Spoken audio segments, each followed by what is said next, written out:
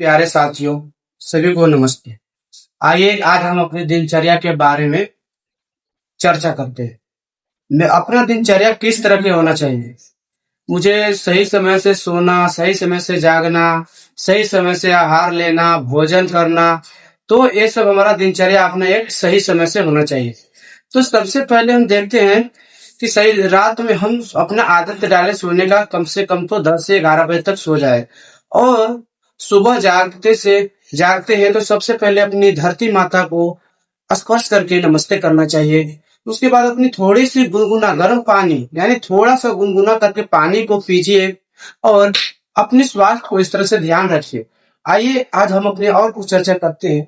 सबसे पहले तो कहते हैं कि संस्कृत में दैनिक दिनचर्या, मम दिनचर्या, मम का अर्थ इसका होता है सुबह उठने से लेकर रात को सोने तक के कार्यों का वर्णन करें।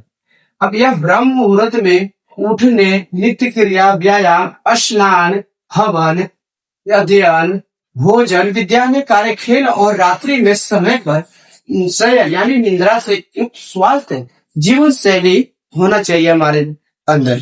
अब आइए देखते हैं कि अपनी दिनचर्या कैसी होनी चाहिए। तो सबसे पहले हम अपनी दिनचर्या को देखते हैं। तो सबसे पहले हमारी दिनचर्या क्या है?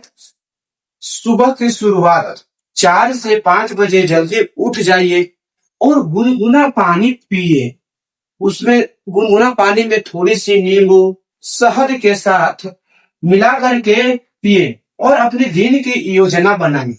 अब कहते हैं शारीरिक व मानसिक व्यवस्था, तो शारीरिक रखना, मानसिक व्यवस्था रखना सही तो सिर्फ 20 से 25 मिनट या 20 से 30 मिनट कम से कम हम अपना व्यायाम करेंगे।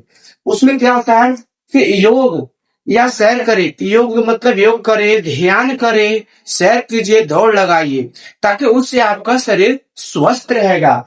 और आगे तक पोषण, नाश्ता पौष्टिक समय पर करें।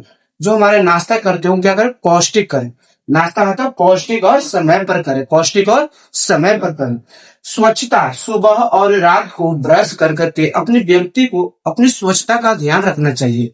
फिर हम उसे अब त्याग, इसमें होता है कि मात्रक द्रव्यों की चिंता, क्रोध से दूर रहे और मात्रक द्रव्यों में चिंता, क्रोध ये सब अपने अंदर नहीं होनी चाहिए। और इसी तरह से हमारा दिनचर्या का पालन करें।